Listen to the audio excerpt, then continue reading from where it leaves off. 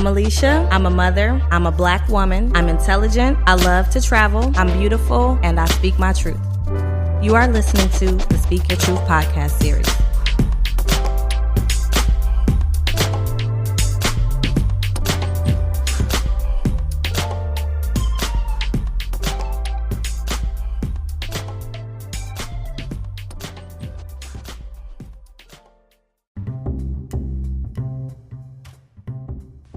Are you still on the fence about creating your own podcast? Listen, if you haven't heard about Anchor, it's the easiest way to make a podcast. Let me explain. First of all, it's free.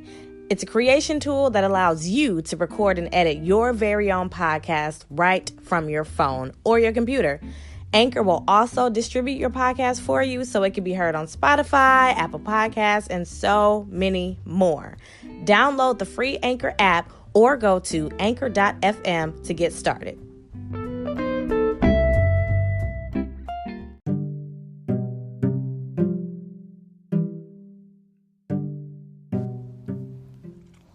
Good evening, everyone. It is not, oh my God, my hair is messed up. I'm trying to do this Facebook Live thing and fucking up. It's not Tuesday, but this is a special episode of the Speak Your Truth with A&E. Speak Your Truth with A&E. It's not Tuesday, but this episode needed to happen. So everybody is all the buzz about the Surviving R. Kelly docuseries that came on last night. And you didn't watch it. Nah. But I watched it. So there's a lot of debate going back and forth on Facebook about people destroying R. Kelly's career. These girls is lying. They clout chasing. They waited too late to do this. So we're here to talk about, victim shaming, victim blaming, sexual abuse, and just really dig a little bit deeper. And then a lot of y'all are saying, oh, y'all think y'all investigators, and who do y'all think y'all are commenting on this? We are people that have access to the internet. We are people that have access to cameras, and we are people that have our own opinions. So yes, we're going to talk about it. Okay. So moving on. If you didn't catch the series, it aired last night on Lifetime, part 1. So it's 2 episodes on part 1, and then episode 2 comes out tonight, and I think it's like 2 episodes to that. But the first episode really documented R. Kelly's childhood, how he grew up, how he couldn't read, how he couldn't write.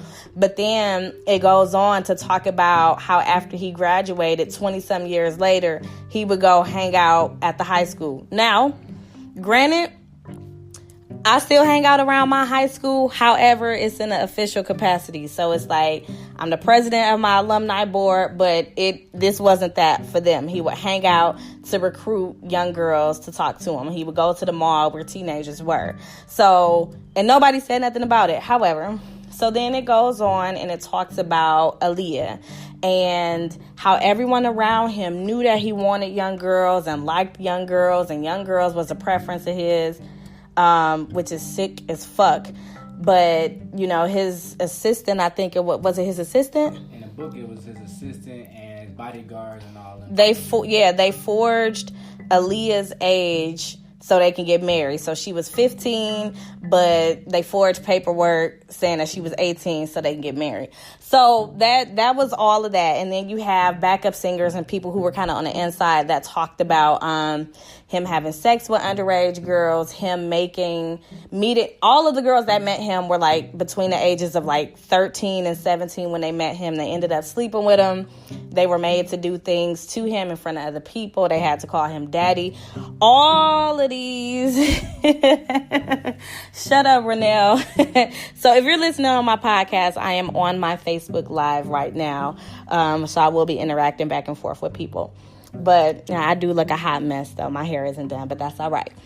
So this has been going on since the mid-1990s, and here we are in 2018. It's over 20 years later, and we have this docuseries that has come out that has sparked quite the controversy. You even have people debating each other on... So you have one side. Let me turn the camera. I look fat. That's all right, though. This is love. This is happy love. So you have one side that feels like R. Kelly is a sick bastard, which I think that R. Kelly is a sick bastard because we been knew that he was a creep. Oh, I gotta put my glasses on. Oh my God, it is 2019. Dang. Anyway, it is 2019, but it's still 20 years or something. But then you got the other side who are defending R. Kelly, and they're actually blaming the victims and shaming the victims, which I don't think is right. However, I respect everybody's opinion, their right to an opinion, but I really feel like if you've never been a victim of domestic or sexual abuse, you really don't understand why people don't come forward. Right. Now, on a previous episode, you said that you were a victim of sexual trauma. And now, did you come forward, or did you come forward years later? I mean, I didn't really start to address that issue until I would say maybe like a year and a half ago. Wow. But even growing up, like, you know, as a guy, like, it's one of those things to where you go and you tell your homeboys, or you go tell your uncle or older man, like, hey, something happened to me, and they're like, wow, woman, like, what you complaining about, man? Chill out. You know what I'm saying? It's normal. Right, yeah. This is what being a man is about. So right. Growing up, I would have these stigmatisms in my head what a man should be. And a lot of it was due to that traumatic experience, to where, you know, it psychologically was just like, it was very difficult for me to get close to people. So a lot of people would be like, you know, it's very hard to read you and try to get a grasp of who you are, because it'd be like, once they get close, you know, a woman get close to me, it's just like, I pull back, you know what I'm saying? So what age did that happen to you? Between 5 and 8. 5 and 8, and you 32 now. Yeah. Wow. So, you know, one of the things, I am a domestic violence survivor. So I was in a domestic situation from 2012 to 2013. I've never told anyone. This is literally my first time sharing it with you guys, just put my business out there. But it's important to me because just because I didn't call the police or tell anyone in my family, it doesn't discredit. Yeah, it doesn't discredit my story. So a lot of you that are kind of like victim shaming and victim blaming these women, saying that they waited too late, you scared. So let me break down to y'all how control works. I had to go to therapy to get through the situation. So how control works, I was 22 at the time, and the guy that I was dating was much older than me. He was much older than me. So this happened when you was an adult? I was an adult, yeah. I was an adult when I was in a domestic abuse relationship. And we were both adults, but he had a little bit more life experience than me. He was older. And I, 22, you grown, but you not like grown.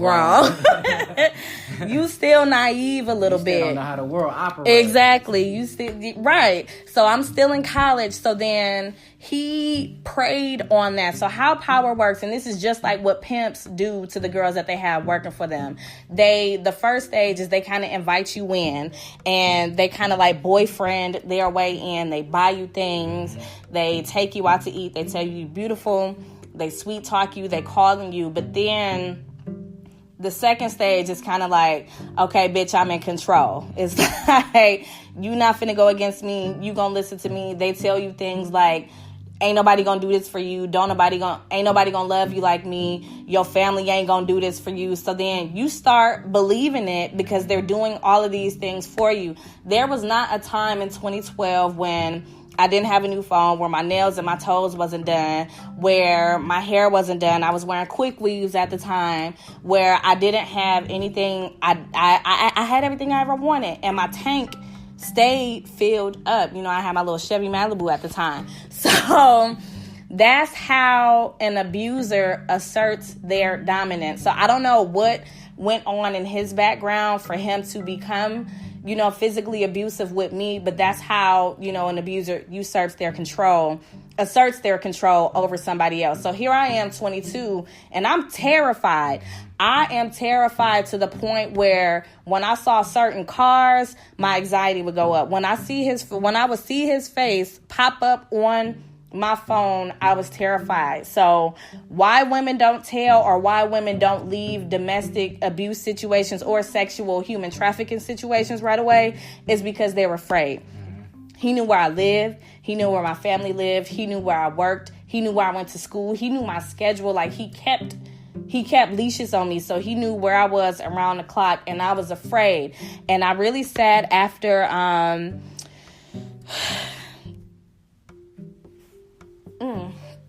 we had an altercation one time where, oh my goodness, I think I wanted to go home, and he didn't want me to go home. It got basically to the point where I was at his house all day, every day. It was basically like I moved out. And I wanted to go home. I missed home. I didn't like to be controlled, and this was about a year. And he gave me a one week home allowance, so I was only able to go home like on a visitor Sundays. pass. Yeah. Oh, wow. I was only able to go home on Sundays. So there was a Saturday where I wanted to go somewhere, and I went out, and he texted me all night, like literally all night, to the point where I didn't even want to stay out anymore. That's how much control he had in my head. So then the next day we arguing, and he, big guy, really, really big guy. So he kicked me. He ran up the stairs after me, kicked me. I forgot what we were arguing for. I fell against the wall, and then he just, started like beating my ass, like in my face, punching me in my face. He busted my lip. My nose was bloody. And, standing over me, talking down to me, saying that, you ain't shit.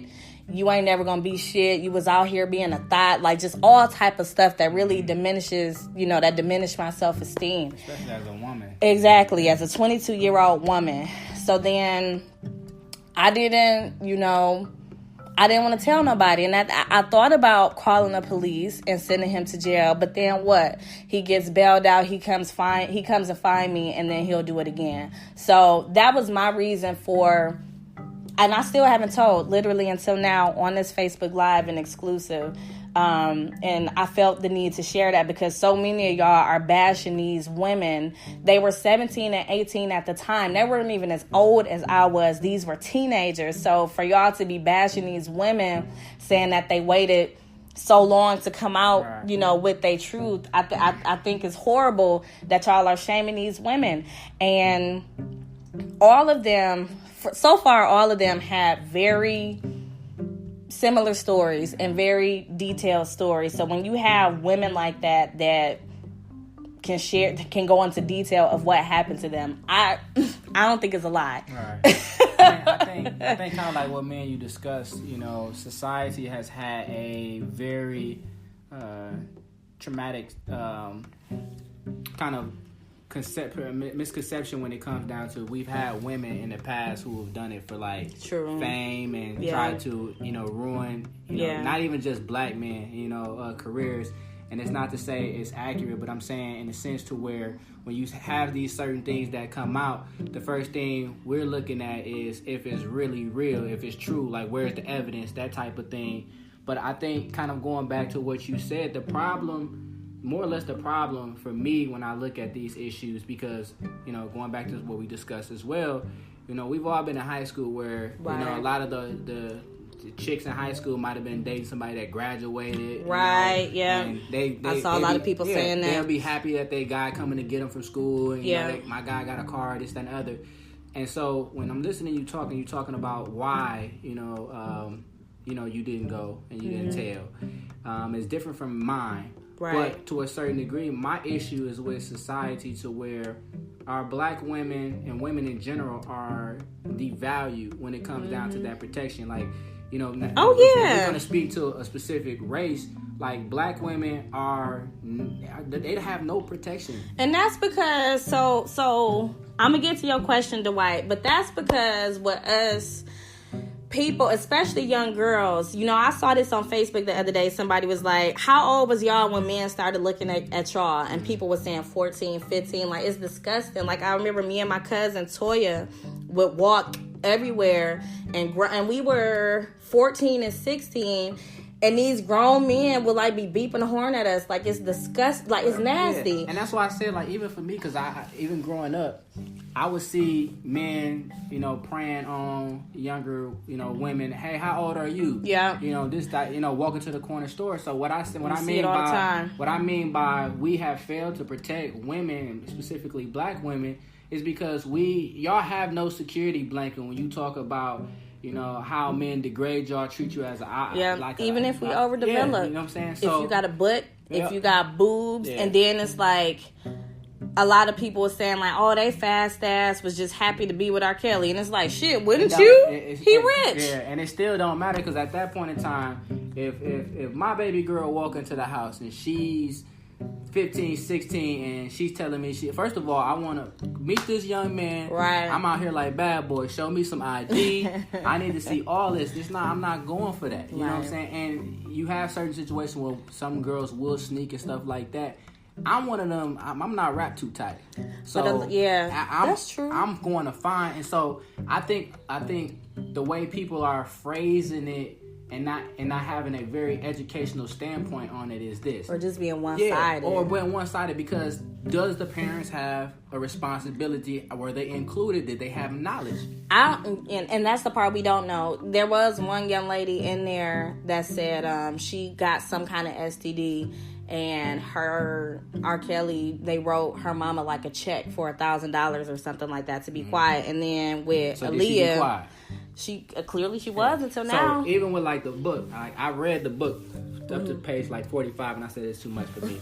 Robert a fool, right? But even in the book, it was saying like the grandmother, he had came to the house and he had met the grandmother, and the grandmother knew who she was, who he was, and the grandmother knew how old she was, and the grandmother was just happy that it was R. Kelly. So again, that's what I'm saying. Like we fail each other, and we fail in this aspect when we just look at it to where everybody doesn't do their part, and we as men and with all my frat brothers having daughters, it's funny because we just talked about this a while ago.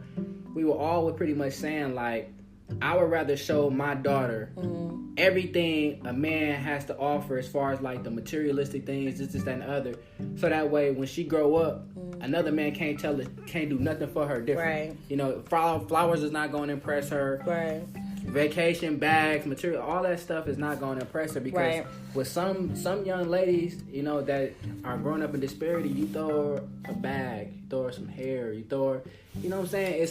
They're taking it. So, and that again goes to a lot of young ladies not having a strong father figure, or the self-esteem. Yeah. Predators prey on girls with low self-esteem, daddy issues, all of that. So then Dwight said, he was like, if you don't mind me asking, what made you say fuck this, I'm done?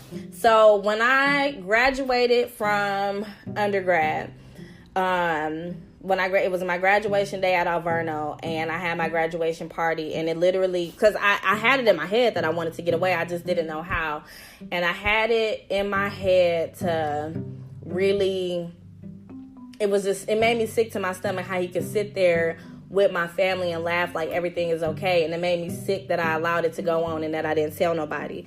So I started taking my power back a little at a time. So it may not seem major, but it was major to me. So I would sneak clothes home little by little. So I would make up. He was one of those people that he had to be with me wherever I went. So when I went to the nail shop, he wanted to be there. So I would have to lie and make up stories about, oh no, it's just the girls, it's girls' night, I'm going by such and such house, she don't like people to know where she lived. So I would take clothes in my purse and I would take them home little by little. And then after I graduated, I knew that I was moving out of my parents' house. So then once I moved, I didn't change my phone number, but I stopped taking his calls, but I was still very cautious whenever I went to my parents' house. So that, for me, to see him calling and for me to not answer, that was just like the biggest, that was the biggest breakthrough for me. So were you ever scared that you would run into him? And if you did run into him, like, what was that experience like? I was always afraid to run into him. I haven't run into him like face to face, but I was in a car one day, and I had a boyfriend at the time, and we were in the car, and I saw his car, and I still had the same car, and he pulled up on the side and kind of like looked in, but like turned away because I guess he saw that I was with a guy. But then I haven't seen him since then. Like, I've seen some of his family members around, like his sister.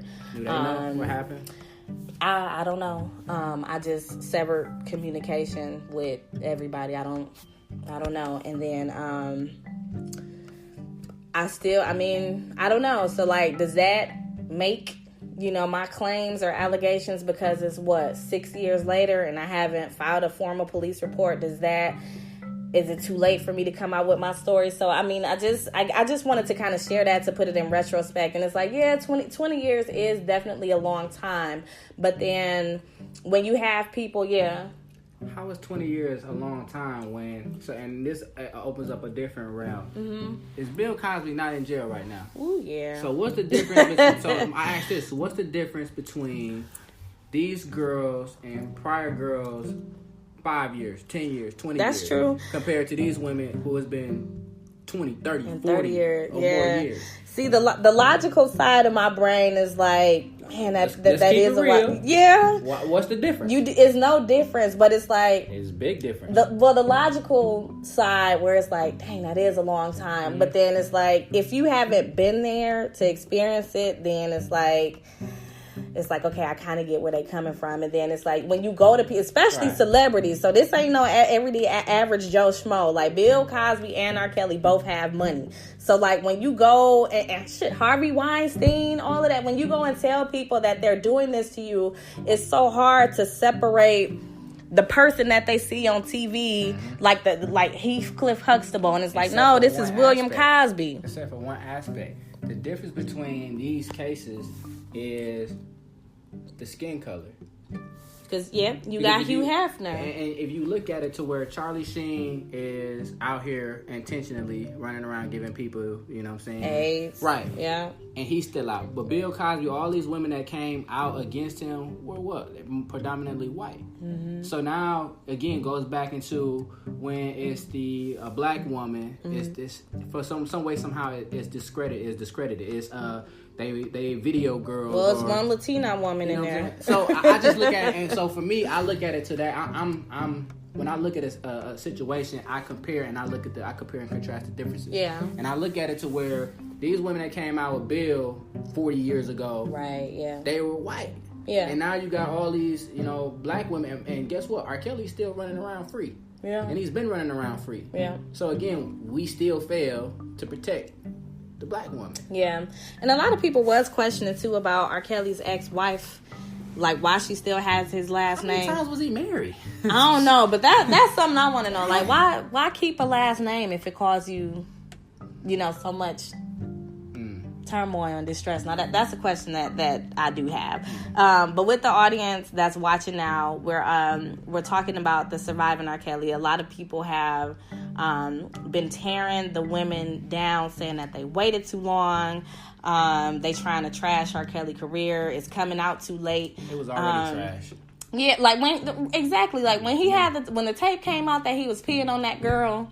That was enough then, and it was one thing after another to where it took for this. It's like this is not the first rodeo show with R. Kelly with Robert. You know what I'm saying? Robert. So I just look at it to where like are people surprised? I'm not surprised because no. It just seemed like it's been that way since forever. So. And a lot of people say that now Hugh Hefner, it was basically the same, where he had a house, the Playboy Mansion, and you have Hugh Hefner he's in his 70s, and 80s, and he had 18-year-olds. Well, we don't know how old they were, honestly, but he had these young blondes that live in his house. And if you ever, I used to follow one of the Kendra, the one that left the Playboy Mansion and married the dude Hank.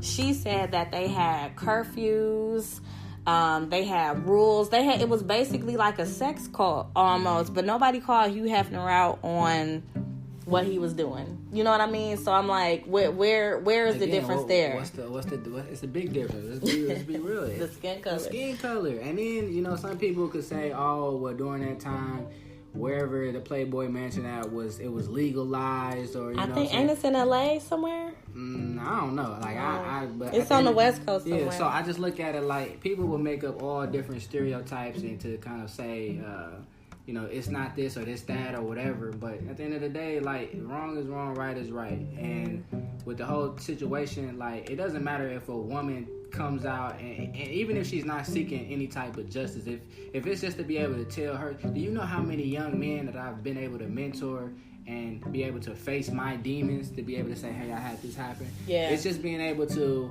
You never know how many people are going through the things that you're going through or you went through. Right. So, you know what I'm saying? You might bump into a woman. You might be able to start to see the signs to where she's starting to act certain way. You like, girl, is everything all right? And she give you a distress like, I'm going through this, and you can provide different resources.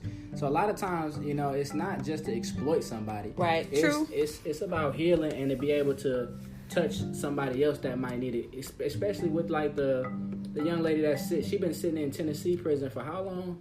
Oh yeah, and they won't grant her clemency for killing her rapist. Yeah. Like, come on now. And so for me, I've been trying to follow to figure out again, like, why? Because again, like, if you have a woman that is held against her will, which that's what she's saying, and she has a chance to escape, and she kills her abuser, like, what's there to what's there to discuss? If she was white, would it be the same thing? That's what that's what it goes back to, and it always goes back to that because again, you seen a License to Kill when he was talking to the crowd, the jurors, and he told them about the story about the black girl that got raped by the white guys, and then he told them, imagine if this girl was white, and then it changed the whole dynamic. Right. So I look at it like that, to where everything you do now is just like, you got to compare and contrast why, and a lot of it comes down to like the difference of the skin tone. Right.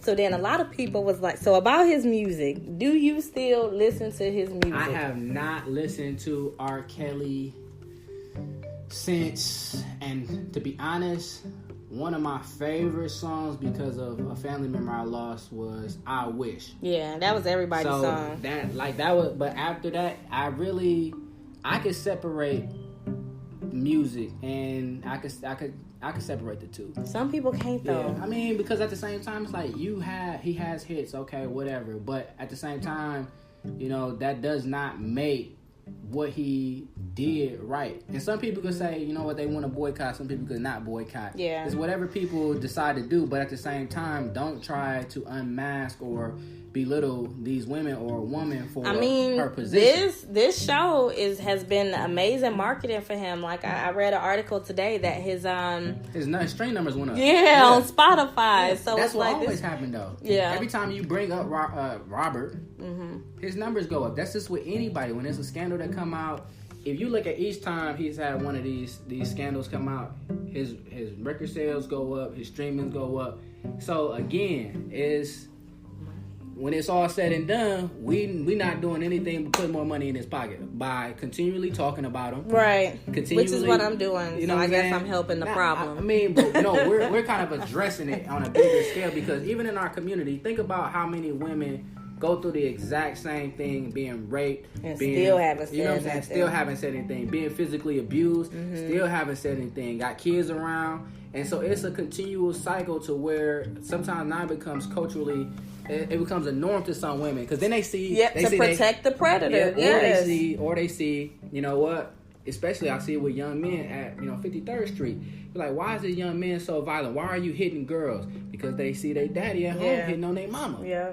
You know what I'm saying? So it's a repeated cycle. So it's a broader topic than just talking about Robert. Now it's like, not really ever hearing your side of your story or what happened to you, or, me, I still really don't get in depth about mine. Right. Because I'm working my way to be able to, do that. But it's a bigger topic than just dude. Like, it is. Whatever. And it's uncomfortable. It's uncomfortable to talk about, because it's like, if you've survived, being pimped out or being sexually abused, molested, raped, whatever, it's uncomfortable for you to talk about it to people because one, nobody wants to be judged. I don't care how many of us say, I don't care what people think. Nobody wants to be judged. Nobody wants to be uncomfortable. Mm-hmm. And then nobody wants to relive those horrible memories. Like, so what a lot of people do to cope with things like this is that they repress it. And they don't talk about it. Forget about it. They try to forget, and then instead of seeking help, they turn to other things. So, like, let's Drinking, say alcohol, being promiscuous, and you don't know why, or relying on just your sexuality in general. Yeah, you know what I'm saying? Yeah, because you don't know how to. Well, one, you don't know how to love yourself. So your self-esteem essentially has been destroyed. Yep. So that's the only way you know how to show love to people. Like, and that's what you think that love is, when it's just like, you know, it's more than loving a chick than, you know what I'm saying, giving it a dick, you know what I'm saying? I have a son, and it's like boys are sought after too. So it's like even at 4, and it's like he doesn't understand what a sexual predator is, but I teach him the correct anatomy words. So so if I ask him, is somebody touching your penis, like he could tell me yes or no. So then back to this, I'm taking it back. Because I saw someone say today, like, oh, y'all was girls know they was fast in high school and they was messing with older men. Now, granted, I wasn't that fast girl, but there were a few of my classmates. Like, there was one that had an older boyfriend. There was one, oh my God, it was disgusting. She was messing around with the basketball coach, and everybody knew it, but then nobody said anything. Scandals come out with the teachers. And look, and you know what's so crazy? At my high school now, a teacher just got arrested for sending inappropriate messages to students and alumni. That's crazy. Yeah. So then, that's almost saying that. Well, that was her choice. So I guess the girl that was sleeping with the high school coach, that's a bad example, but he should have known better. Right. But it's basically saying that because girls are overdeveloped, or because girls dress a certain way, that it's almost like, okay, well, you brought that on yourself. So that's just like saying that a black man walking down the street wearing a black hoodie should be shot. Right. In my opinion. Or, and I know that's a little bit extreme, but just because a woman wears what, and I look at it from two different spectrums. In order for a man to treat you a certain way or look at you a certain way, it's about your appearance and how you dress. So if you want respect, you gotta demand it, you know. And so you have some women who go above and beyond, you know, the whole provocative, and then want the man to respect them. So it's like, well, I don't think the way, I'm gonna interject here. Okay. I don't think the way that a woman dress has anything to do with her self-respect. I agree and I disagree. The only reason I'm saying is this, because it's just like, so one of my New Year's goals for me, while we're talking about it, is on IG, I limit myself now, and I have unfollowed any celebrity, because I look at it, at one point in time I had watched this post where the guy was scrolling, and it was just like ass, breast, breast. And then, you know, I started to look at how many women will be posting certain things, or then get mad when a guy approached them about their physical attribute. So it's kind of like, so women are objectifying themselves. Exactly. And I'm not saying that the guy co-signing the objective, you know what I'm saying, the objectivity is accurate, because, you know what I'm saying, you walk down the street and you have whatever on, a man shouldn't feel accessible to be able to grope you or something like that. Exactly. But for me, what I'm looking at and I'm saying is, if I'm seeing all these different things, you know, it's kind of like inviting. But I'm like, men shouldn't, you know, like, me showing some cleavage shouldn't set off 4th of July fireworks in your pants. And it's like, control yourself. However, there are some women who do make a living, you know, in the adult entertainment industry, and that is what makes them money. It does get them attention. However, because women should love their bodies no matter what size, they should show it off. I agree. And they should be able to dress how they want without the fear of someone groping them. You see it all the time. That's why girls hold hands and go to the bathroom in the club, because it's like, I've had men who think it's just okay because I have on a tighter fitting can dress. You know, I'm fully covered, but they can grow my ass. They can feel on my breasts, and then they want to get mad. And I'm like, don't think because my dress is hugging me in these places that you're just entitled to touch me. And that's why I said, like, I agree. And I totally respect myself. Yeah. You know what I mean? I agree, but at the same time, just think about how many women that you know don't respect themselves, and give women who have that capacity to do that a bad image to be able to do it like you saying. You know, like, I guess it really depends on how you define respecting yourself. I mean, it just depends on the intention of how a person is objectifying themselves. Because I wore a see-through cat suit for 2017 New Year's Eve. Okay. So exactly a year and a half ago, however you count it. And I had on a bra and black underwear underneath. And I felt like I respect myself. I'm college educated. I wasn't out here, you know, drunk. It was just something cute. I had the figure something for it. Something cute and sexy in the sort. Yeah, like, and I wanted to wear it. You felt like I could show it off. Exactly. I'm cool with that. Now, some people would say, like, it was very brazen, but some people would say, like, oh, you ain't respecting yourself anywhere. You just out here trying to get attention. I'm like, no, I wore it because I wanted to and I thought it was cute. But then... Well, I don't think we have to bring that up for the viewers to see and get their opinion. Posted. You know what I'm saying? We got to get their opinion. And that's why I said, like... I'm going to repeat the outfit in New Orleans this year. I'm at a different stage, like I said, to where it's a little bit different for me. You know, like, I feel like if you want to have if you want certain things in life, you have to kind of dress different and look different. I don't know, but look at the things like that... for me, Aisha Curry. Like, I think with her, the way she dressed is the most attractive. That's her choice. Yes, it's her choice. But look at the performers. So you have... So give me an example and I'll tell you. Rihanna, Beyonce, Cardi B, they all wear... I don't like it, though. It's as a guy... But okay, so let's scratch out Cardi B and Rihanna. Beyonce, she can't do no wrong in a lot of people's eyes. And we're not talking about Beyonce, so I am. But she can go out on stage. And she can have everything. Yeah. Have everything out. Shake her booty. For most part, she's covered, but like shake her booty. But it's like her image. Can't nobody do nothing wrong. But whereas you have Cardi B, but I think for Beyonce some reason has toned it down a little bit more than. But I'm saying like it's not fair to assert that Beyonce self-respects herself, but Cardi B doesn't. They both married, but it's just that one of them came from the hood and she acts like it, and the other one doesn't. And it's don't even get me started on that stripper thing. Strippers need respect too. They do. They definitely. I just came from Atlanta. Hey, listen. But so I'm gonna say this. Like for me personally. I took in a different stance as far as what I follow on social media because as a guy, and not to say like from time to time it won't pop up or whatever, and I might just not be like okay, but at the same time, like we become a product of what we see. Yeah, you know what I'm saying. So if we start to see women as these objects. You know what I'm saying? That starts to transform into our lives, you know? And for me... So then, do you think that R. Kelly was just seeing these women as objects? No, R. Kelly was just sick as shit. Like, he was just sick as shit to the point to where, like, I think mentally he really needed to seek help. And, you know, and individuals... Because he was touched on. It was revealed. Right. And so I really think that he needed the help. And these people that surround him, family members...